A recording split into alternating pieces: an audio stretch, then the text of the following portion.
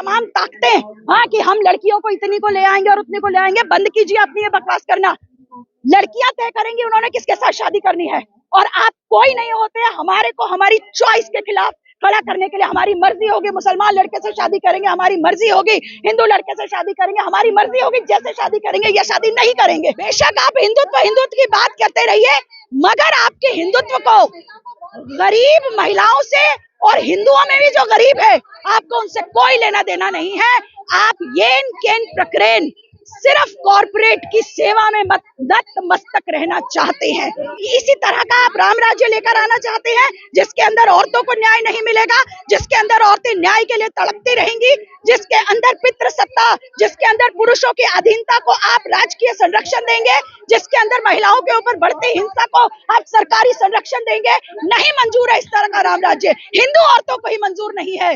हम आज ये बात रखना चाहते हैं कि आज दिल्ली की महिलाएं प्रगतिशील महिला संगठन के नेतृत्व में हम आह्वान करते हैं तमाम महिलाओं का कि इस पितृसत्तात्मक सोच को, इस पितृसत्ता को जो राजकीय संरक्षण है, उसके खिलाफ पसंद की स्वतंत्रता के ऊपर जो राजकीय हमला है, आइए उसके ऊपर जुझारू एकताबद्ध संघर्ष। आज हम कहना चाहते हैं, औरतें किसी भी धर्म की हो, वो चाहे हिंदू हो, चाहे मुसलमान हो, चाहे ऊंची जाति हो, चाहे निम्न जाति हो, वो किसी धर्म की हो, आज उन सब धर्मों की औरतों पर सभी धर्मों के कटमुल्लावादी उनकी पसंद की स्वतंत्रता पर हमला कर रहे हैं। आज पितृसत्तात्मक मूल्यों को पूरी की पूरी छूट दी जा रही है इन ताकतों के द्वारा, और महिलाओं को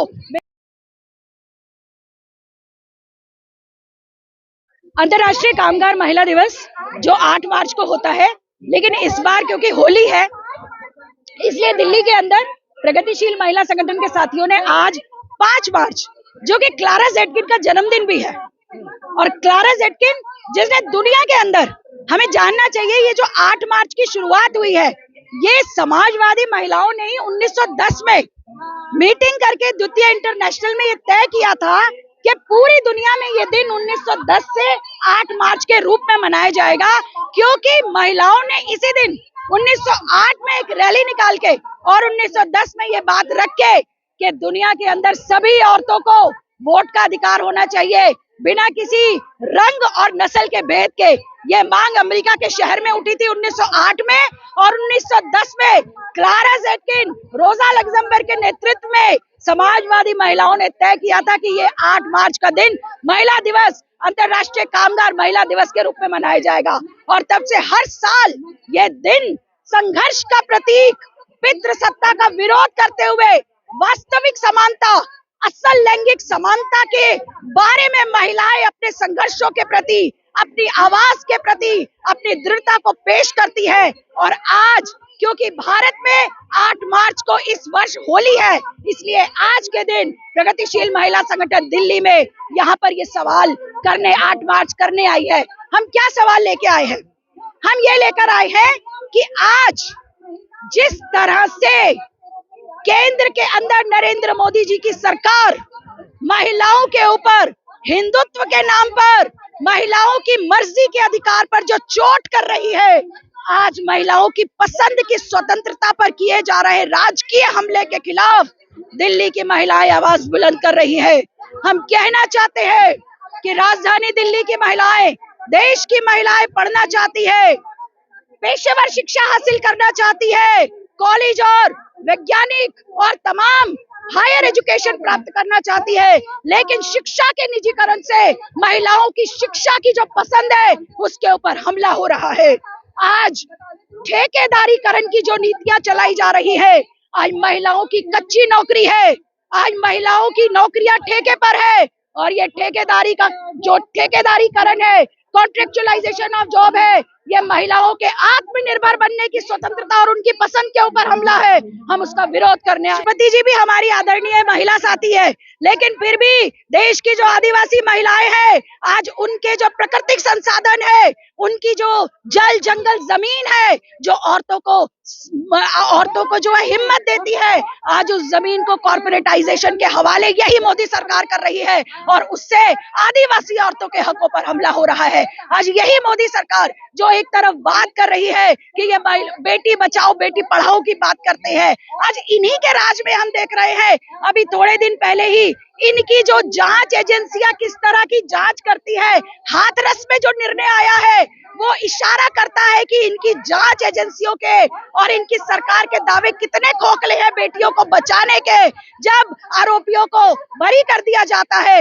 अभी तक भी हम आशा कर रहे थे योगी सरकार से और मोदी सरकार से कि वो एक बयान देंगे कि ये जो गैंग रेप और हत्या के आरोपों से आरोपियों को बरी किया गया है उसके खिलाफ सरकार इस निर्णय को चुनौती देगी, लेकिन अभी तक ऐसी कोई बात नहीं आई है। हम ये भी कहना चाहते हैं कि आप एक तरफ बात करते हैं प्रतिनिधित्व की, अरे आप ही की सरकार के अंदर लंबित है 1/3 आरक्षण का सवाल महिलाओं को संसद की सीटों में, और हमारा संगठन तो आधी सीटें मांग रहा है लेकिन आपने तो 1/3 सीटों को भी नहीं दिया है। और ये जो आप बात कर रहे हैं, आप आज जिस तरह की नीतियां लेकर आ रहे हैं, आप अपने आप को हिंदुत्व की बात करते हैं, लेकिन आपका जो हिंदुत्व है वो उच्च जातीय पितृ सत्तात्मक अहंकारवाद है। यह केवल पितृ सत्ता को आज औरतों को मनुवाद के अंदर धकेला जा रहा है। जब औरतों को नौकरी नहीं मिलेगी, उनकी आत्मनिर्भरता नहीं रहेगी, जब उनको शिक्षा नहीं मिलेगी, आप उनको 4 दीवारी के अंदर धकेलोगे। 4 दीवारी का मतलब है आप उनको पुरुषों के अधीन करोगे। ये चीजें दिल्ली की महिलाओं को, भारत की महिलाओं को मंजूर नहीं है। हमने देखा आप क्या कर रहे हैं, आपने बिल्किस बानो के आरोपियों को आपने उनकी अविलंब रिहाई कर दी, आपने उनको माफ कर दिया, लेकिन कितने सुप्रीम कोर्ट का डाटा है 77% अंडर ट्रायल्स है इस देश की जेलों के अंदर। इस देश के अंदर, यही राजधानी के अंदर असहमति का अधिकार रखने पर, क्योंकि हम सरकार की नीतियों से सहमत नहीं है, इसलिए नौजवान लड़कियों को विशेष करके आप जेलों में सड़ा के रखते हैं। अभी भी आपने जेलों में सड़ा के रखा हुआ है। यूएपीए जैसे आप कानून लगाते हैं, विरोध के अधिकार को आप दबाते हैं। हम कहना चाहते हैं आपका ये मनुवाद भारत की औरतों को मंजूर नहीं है, हम इसकी उल्लंघना करते हैं। सशक्तिकरण बनाया जा रहा है और नारियों, अब लड़कियां जो है, महिलाएं जो है आधी रात को भी सुरक्षित बाहर निकल सकती हैं। इतना सारा जो है डेटा, रोजगार, तमाम सारी योजनाएं जिसमें कि महिलाएं बढ़ चढ़ कर हिस्सा ले रही हैं, आगे निकल रही हैं। आप बिल्कुल, हम तो कहना चाहते हैं, हम तो राजधानी दिल्ली में देख रहे हैं, राजधानी दिल्ली में 1 जनवरी की रात को एक नौजवान लड़की को सड़क पर घसीटते हुए उसको जो है मार दिया जाता है। ये तो हमारी सुरक्षा है मोदी जी के राज में, मोदी जी की पुलिस है। ये रात को 1 तारीख, जबकि दावा किया जा रहा था दिल्ली पुलिस ने कि बहुत सुरक्षा है, बहुत सुरक्षा है। सुरक्षा ये थी कि दूर दूर तक कोई बैरिकेड नहीं था, 100 नंबर की पुलिस ने कोई रिस्पॉन्ड नहीं किया था। ये स्थिति है। रिकमेंडेशन दिया दिल्ली पुलिस की अपनी कमेटी ने कि इन अफसरों को सस्पेंड किया जाए। यही तो हम भी कह रहे हैं कि आपकी पुलिस जवाबदेह नहीं है, आपके वरिष्ठ पुलिस अधिकारियों की कोई जवाबदेही नहीं है सार्वजनिक स्थलों पर महिलाओं की सुरक्षा के लिए। आज आप बात करते हैं आत्मनिर्भरता की, आत्मनिर्भरता तब आएगी जब आप औरतों को पक्की नौकरियां देंगे।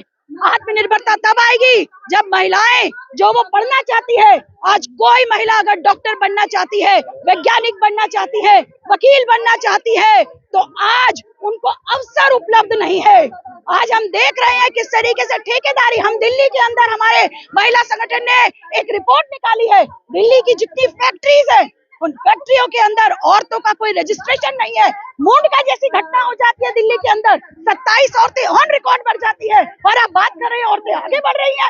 आपकी नीतियों की वजह से, आप जो मनुवाद की पैरोकारी कर रहे हैं, आप जो आरएसएस की समझ, जो मनुवाद की समझ है, जिसके अंदर महिलाएं 2म दर्जे की है, जिसके अंदर दलित बिल्कुल नीचे है और दलित महिलाओं का तो कोई गणना ही नहीं है। और आप जिस तरह से आज देश को मनुवाद की तरफ धकेल रहे हैं, और इसलिए धकेल रहे हैं ताकि आप कॉर्पोरेट की सेवा में नतमस्तक रह सके। आप प्राइवेटाइजेशन, कॉर्पोरेटाइजेशन जो कर रहे हैं, आप देश के अंदर अवैज्ञानिक शिक्षा पद्धति को आप प्रचलन कर रहे हैं। आपकी नई शिक्षा नीति लड़कियों को शिक्षा से दूर कर रही है, तो आपकी ये सब नीतियों के खिलाफ खामियां गिना रही है। पर मोदी योगी तो दोनों लड़कियों के पैर धो के पीते हैं। बिल्कुल ठीक बात है, एक तरफ पैर धो करके पीते हैं और एक तरफ उनकी हत्याएं करने में और उनकी हत्याओं के दोषियों को उनको बरी करवाने में, उनको समय पूर्वक रिहाई करवाने में ये कोई कसर नहीं छोड़ते हैं। हमने बिल्किस बानो में देखा, हमने देखा किस तरीके से बड़े बड़े बाबा उनको पैरोल पे रिहा किया जाता है, जबकि उनके ऊपर रेप के केसेस, वो रेप के दोषी है, वो केवल आरोपी भी नहीं है, दोषी है वो। और हम देखते हैं किस तरीके से जब सत्ता में आसीन लोग आरोपी होते हैं, ये किस तरीके से उनके रक्षा करते हैं सत्ता में बैठे हुए लोग। हमने कथुआ में देखा, हमने हाथरस में देखा किस तरीके से ये पूरा माहौल बनाते हैं। और आप बातें करते रहिए, आपके झूठे दावे हैं। रिहाई मिली है, एक को अभी देखिए वही हम कह रहे हैं, और उसको भी जिसमें दोषी माना गया है वो 302 में नहीं है, 304 में है। तो इसका मतलब है कि पुलिस ने, सीबीआई ने जांच ही ठीक से नहीं किया।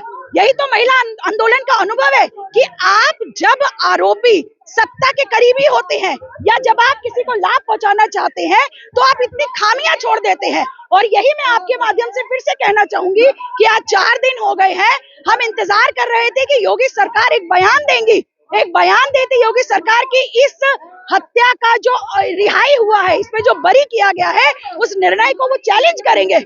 सरकार को चैलेंज करना चाहिए। हम मांग करते हैं योगी सरकार से कि इलाहाबाद हाईकोर्ट के समक्ष इस एक्विटल को आप चैलेंज कीजिए। योगी जी कहते हैं, आप पूछते हैं यूपी में काबा, यूपी में बाबा, वो तो सदन से कहते हैं बिल्कुल यही तो सवाल है।